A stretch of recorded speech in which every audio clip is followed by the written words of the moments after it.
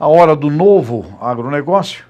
E eu estou aqui com uma pessoa que eu aprendi a admirar através de um grande amigo, que foi o grande líder do agronegócio brasileiro, foi o Ney Bittencourt de Araújo, quando presidente da Grosseries. E o Ney me dizia, eu conheço um cara que é o cara mais genial da economia. E ele me falava do Paulo Rabelo de Castro, que é PhD pela Universidade de Chicago, um currículo espetacular. Hoje também autor aqui com este livro da Rebeldia, a Rebeldia e o Sonho, né? Um rebelde, nada como a rebeldia, e consultor e um imenso economista e expert em agribusiness, em agronegócio. Foi candidato à vice-presidência na chapa do Álvaro Dias e alguém que eu acompanho há muitos anos. Meu caro Paulo Rabelo, obrigado por estar aqui com a gente.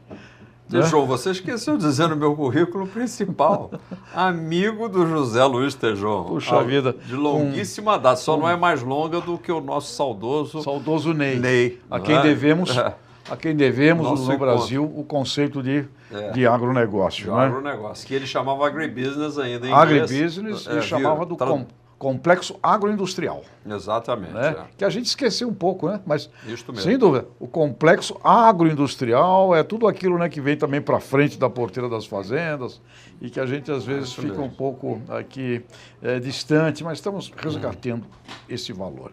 Meu caro Paulo, você... eu li outro dia uma matéria sua sobre a viagem da nossa comitiva lá aos Estados Unidos. Estados Unidos é um maior país do planeta, 20 trilhões de dólares de PIB, e também né, em algumas coisas, nosso grande concorrente. Qual é a análise que você faz dessa viagem dessa comitiva brasileira aos Estados Unidos, nesse encontro lá com Donald Trump, sob o ponto de vista do nosso agronegócio?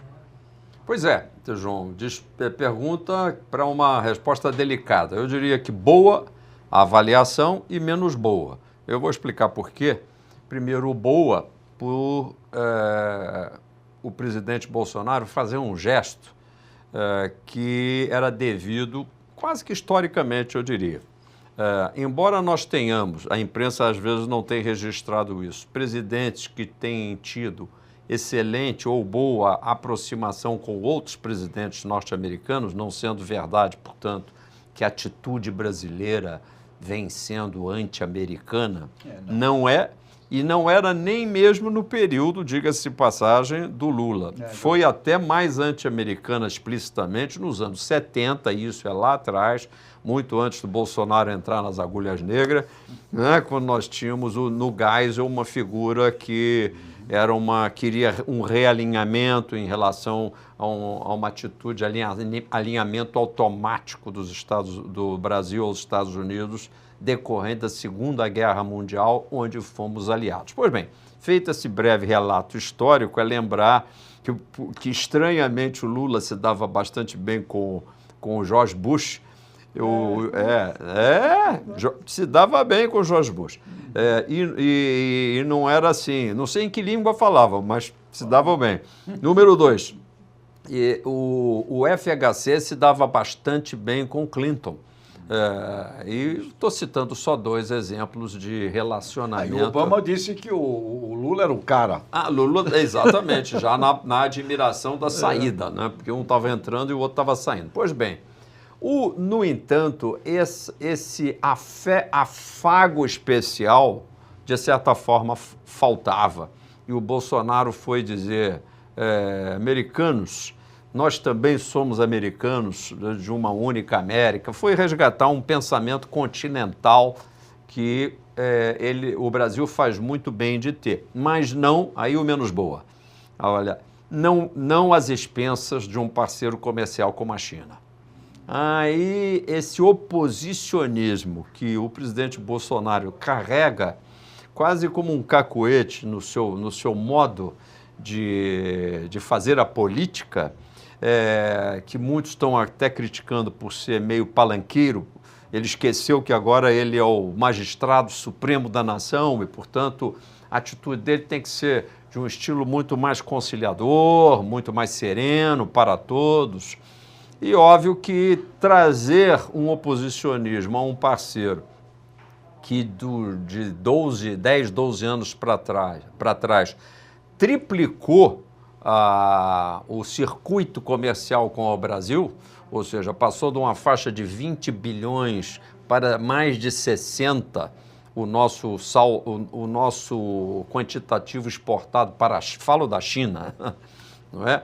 Onde temos hoje, de novo, um razoável saldo comercial positivo para, de certa forma, compensar isso com uma relação estagnada com os Estados Unidos, com o qual temos uma relação de exportação e de importação equilibrada, da ordem de 25 bilhões, comparar uma coisa muito maior e que tem crescido muito com uma coisa menor. Então é preciso ter muito cuidado na geopolítica comercial internacional para a gente não pisar no pé de quem está pagando uma parte da nossa conta, do nosso desenvolvimento em comércio exterior, no caso a China. Paulo, o aspecto de você ser cantado, né, este sonho, ir para a OCDE, isso é algo que pode favorecer o agronegócio brasileiro ou você vê com alguma preocupação? Porque perderíamos, entendo eu, os fatores positivos do aspecto da OMC ou não? Entrou esse assunto meio que pela porta dos fundos, porque não seria um assunto para negociar com um dos participantes com tanta visibilidade. Não diria que esse assunto não pudesse ser tratado pelo embaixador brasileiro, essa postulação nossa que é boa, porque hoje nós temos um México que já participa da OCDE, um Chile que participa da OCDE e o Brasil não tem muita razão de não estar lá. Mas também é um clube de fino trato, onde as vantagens são muito só o relacionamento, porque, para fazer uma comparação, o G20, que não é exatamente um clube, mas é um arranjo político internacional, dele participa o Brasil e, eventualmente, não participa, por exemplo, o Chile, de forma que o Brasil tem força política em outros fóruns. Então, eu acho que foi colocar muito visível essa postulação brasileira de querer entrar no clube. Isso me lembra muito uma frase magnífica do Groucho Marx, que diria assim, eu jamais pertenceria a um clube que me admitisse. Que me admitisse. Não é mesmo? Paulo, três aspectos que ficaram lá mais com relação ao agro. O Brasil não taxar a importação de trigo americano. E aí, uma pergunta, como é que ficam aqui os nossos irmãos argentinos, né? Como é que fica esse nosso assunto? Não comparou, não combinou com os russos. Não combinou com os russos. No caso, os russos aqui são os argentinos. Meu Deus, hein? Aí tripudiou de novo. Você veja que quando eu fiz um comentário, resultado bom da visita porque resgatou oficialmente um alinhamento não automático, mas um alinhamento cordial dos interesses norte-americanos dos interesses americanos, olha o ato falho, dos interesses americanos para todos nós que somos das Américas, mas menos bom porque o faz às expensas e às custas de outros parceiros comerciais fundamentais. China de um lado, Argentina do outro. Olha quanta gente. Venezuela, por mais que nós estejamos hoje meio que muito aborrecidos com o autoritarismo político no nosso vizinho, ele é um vizinho e um irmão. A gente não pode ficar se alinhando com, vamos dizer assim, um primo mais distante, que não é exatamente um irmão, mas é um primo americano, que diga que vai jogar bomba em cima do nosso vizinho e irmão aqui dentro, ou seja, um outro aspecto negativo. Você veja que o menos bom está nos saindo caro do ponto de vista político e talvez comercial. Provável. O outro tema que surgiu foi também com relação à carne suína, E aqui eu fico imaginando, né? O Brasil é um grande competidor americano em suíno e temos todas as nossas cooperativas aqui, minifúndios, né? Quando a gente fala de agricultura familiar, o suíno brasileiro, né? Está bem em cima desse assunto. Um trabalho grande da Associação Brasileira de Criadores de Suíno nos supermercados brasileiros, elevando o consumo per capita. É outro tema também de importar carne de suíno, também é outro assunto meio esquisito. Para mim, bate de uma forma muito, muito estranha, porque o Brasil, ele, como no caso do leite, ele visivelmente sofre uma concorrência de alguma forma desleal. E é fácil dizer isso, aqui está falando um liberal que estudou na Universidade de Chicago mesmo, aliás, contemporâneo do atual ministro, de forma que eu sou insuspeito para falar de que nós somos amantes da boa concorrência. Nós somos propagadores e professores do assunto. Mas é preciso tomar muito cuidado sobre o que é a concorrência. Note que eu usei um adjetivo antes do concorrência, da verdadeira concorrência. A verdadeira concorrência faz um cômputo de todos os elementos, inclusive os escondidos, que às vezes são os tais subsídios, que foram objeto, inclusive, de ações anti-dumping do Brasil, por exemplo, num terceiro produto importante para o Brasil, que é o algodão, onde, visivelmente, os Estados Unidos praticavam dumping e foram, depois de longos painéis, condenados. E hoje até temos aí umas linhas de aplicação em pesquisas aqui para proveito brasileiro que constituem parte da multa paga pelos americanos nesse painel do algodão. E por que não no caso do suíno não teria essa mesma consequência? Eu acho que eles não estudaram o suficiente e até prova em contrário, vamos tirar uma onda aqui, não sei quem é o especialista em agronegócio lá daquela equipe. À exceção da própria ministra. Essa entende. Que, aliás, Paulo, Tereza Cristina e olha, salvou a pátria amada lá. Olha, eu queria aqui mais uma vez parabenizar a ministra, porque você viu que o Trump, que é um hard sell, vendedor daqueles bravos, né? Aqueles vendedores de seguro de Yellow Page. Ele entra em qualquer reunião disposto a obter um ganho. Ele é um vendedor mesmo.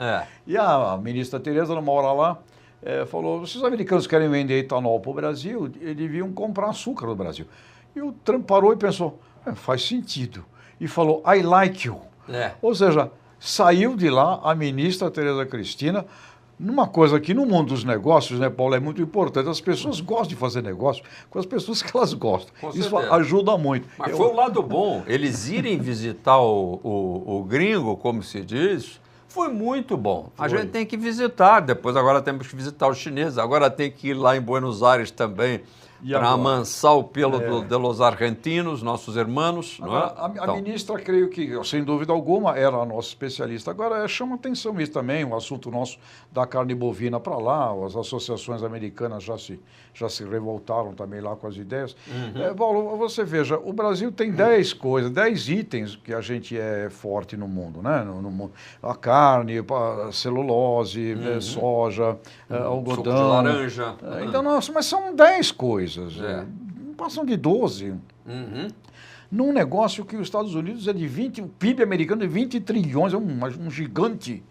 Será que não tem aspectos da negociação que são de interesses mútuos, né? Para não entrar em conflitos desse tipo de cara, do problema do trigo, o problema do porco, o problema da carne. Daqui a pouco pegamos 3, 4 coisas aí que dá pororoca. Da pororoca. Exatamente. E nós, de certa forma, se a gente comparar um jogo de futebol, eles até trocaram camisas. A gente quis fazer um jogo de futebol e eles entraram com um futebol americano brabo para cima de nós. E, imagina, bota uma bola, um querendo só chutar com o pé e o outro vindo para agarrar. E o bonitão lá agarrou o nosso jogador, agarrou e derrubou. Por quê? Porque a pauta era também deslealmente desequilibrada. O brasileiro teria que ter vindo desde logo com a reclamação, que é assim que o gringo normalmente entra numa mesa de negociação. Ele já entra sofrido, choroso, reclamando de alguma coisa. E o Brasil tinha o que reclamar, porque fomos taxados nos produtos siderúrgicos, no alumínio. Recentemente, fomos sobretaxados e o Brasil tem que resgatar suas exportações manufatureiras, não só as agroindustriais, como as industriais da indústria de transformação. A indústria de transformação brasileira vai muito mal obrigada, pagando os juros mais elevados do mundo, a carga tributária mais iníqua do mundo, dificuldades de infraestrutura, de burocracia, enfim, pés e mãos atados para a indústria brasileira. E eu não ouvi isso na pauta. É verdade. Eu acho que faltou realmente uma visão estratégica. Uma economia de 20 trilhões de dólares, que é o americano, para uma de 2, com certeza existem outros temas que não seria mexer exatamente na única coisa que a gente tem. Isso. Espera aí, deixa isso aqui um pouco, vamos ver outras possibilidades industriais, de serviços, tecnologia. E o Brasil, né, Paulo? Você conhece bem o agro. Para a gente fazer o nosso agro hoje, nós pagamos hoje dinheiro, royalties em sementes, pagamos genética, nós pagamos um monte de coisas do antes da porteira que são de corporações, e muitas corporações mas também, que não estão nessa americanas. conta completa Não estão na conta. da relação. Não. Não é Brasil e Estados Unidos. Eu acho que o discurso devia ter sido um discurso, como você está falando, uma linguagem mais estratégica. E depois, ok, foi bacana essa coisa, como você bem relata, dessa coisa positiva. Estados Unidos é um país importante. A gente estudou, você estudou lá, eu estudei. Tem muito conhecimento, muito do nosso agro aqui, de pesquisadores, né? Tem coisas muito positivas na relação. Mas a ministra Tereza Cristina, apesar de não ser aquelas coisas gigantescas do futebol americano, não é? Mas ela, aí com o seu charme e com a sua empatia que ela tem, assim, ela foi... E como ela é mais para baixinha, ela passou por baixo das pernas dos jogadores americanos. Que nem um famoso jogador um jogador de basquete lá famoso, lá que ele era baixinho, ninguém acreditava nele, e ele foi um sucesso porque ele driblava todo mundo. Então isso foi muito interessante. Paulo, você falou do Paulo Guedes. Aqui nós temos que precisamos dar um corte e recomeçar. Mil perdões. Não, sem problema. O senhor quer atender? Não podia ser outra além da minha mulher, né? A gente pega daqui então. Aí no começo da sua pergunta na fechada, tá, Tejão? Eu vou falar a pergunta que eu ia fazer. Tinha que ter me lembrado. Nós temos mais uns 3 minutos. E eu vou perguntar para Paulo. Vamos lá, então. Desculpe, gente. Ok, seguindo?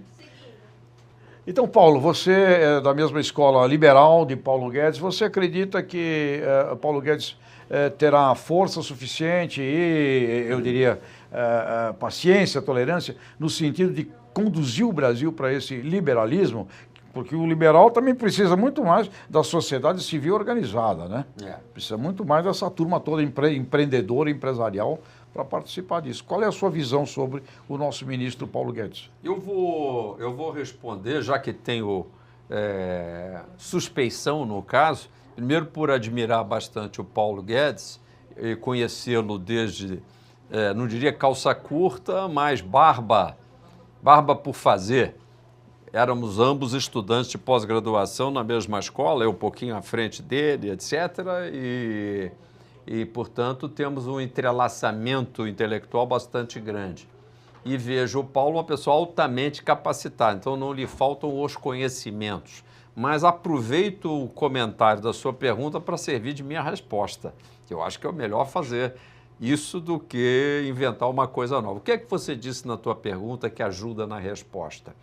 Primeiro, dizer que se ele terá a paciência para conduzir o Brasil para esse campo liberal.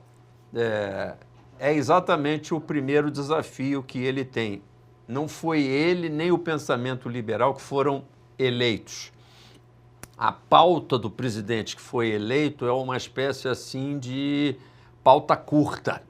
falava de segurança, falava de um antipetismo, vamos ser claros a respeito disso, mas não havia uma proposta, embora o presidente Bolsonaro tivesse, nas poucas aparições antes de ser do atentado, né, ele ter feito vamos dizer assim, uma declaração de convicção liberal, né, para a abertura dos mercados em favor dos empresários, não foi aquilo que contou.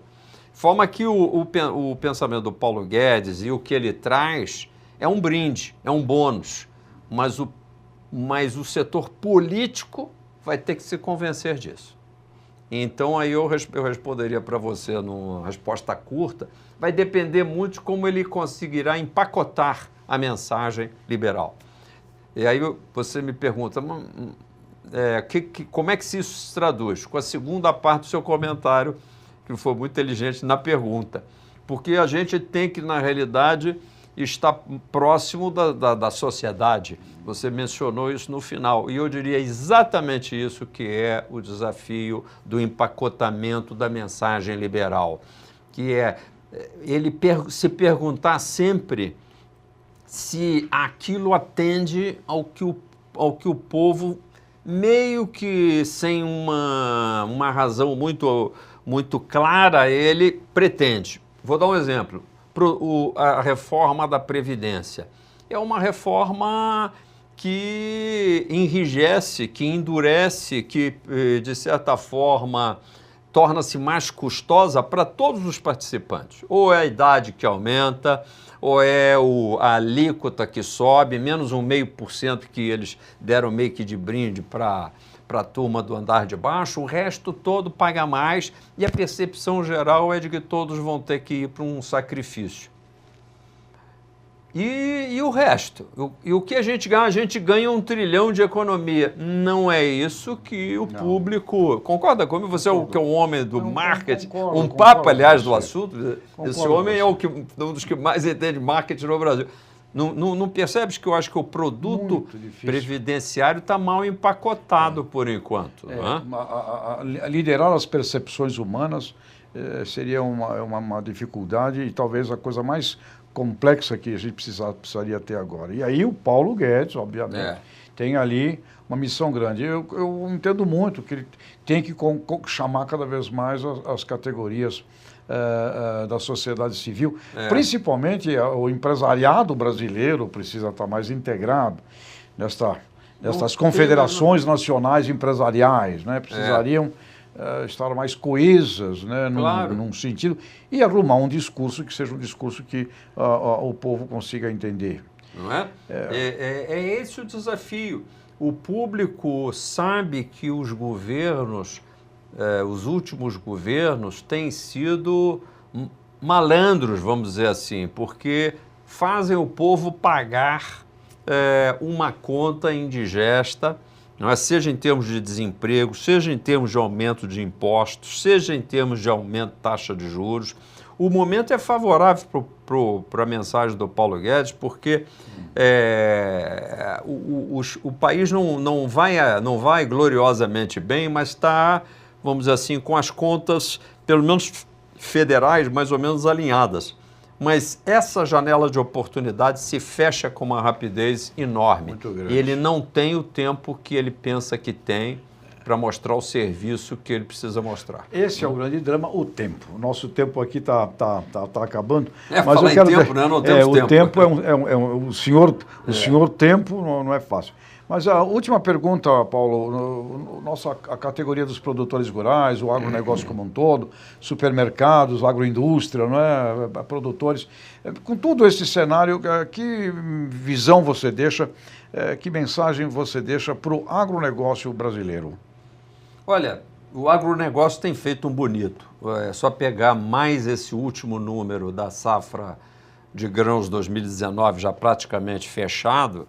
Não é o recorde dos 240, mas é próximo disso. O 240 foi realmente um ponto ainda fora da curva, mas eu acho que nós estamos indo nos próximos 5 anos para os 300 milhões de toneladas. O Brasil, ninguém mais segura o agronegócio brasileiro em qualquer tempo de economia, seja mau tempo, seja bom tempo.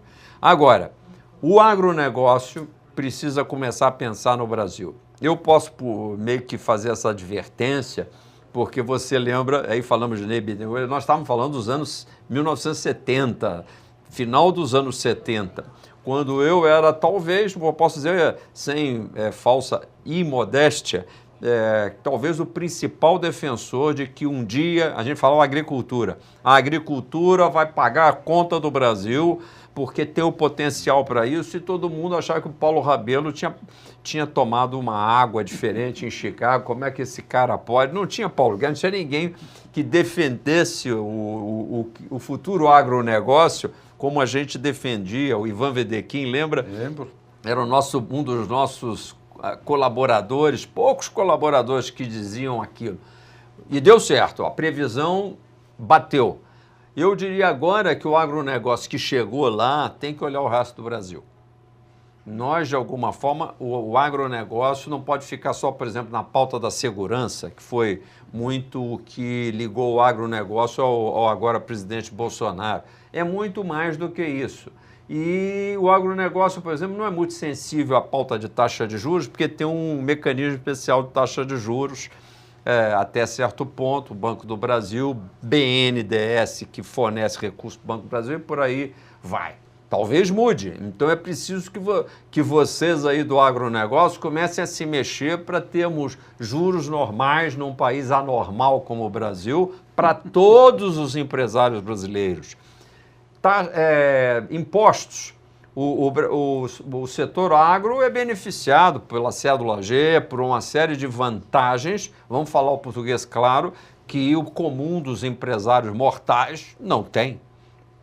Salvo simples para o microempresário, você não tem essas vantagens. Que tal nós termos uma pauta que o agronegócio defenda para o conjunto do empresariado brasileiro? Infraestrutura igual. Não é?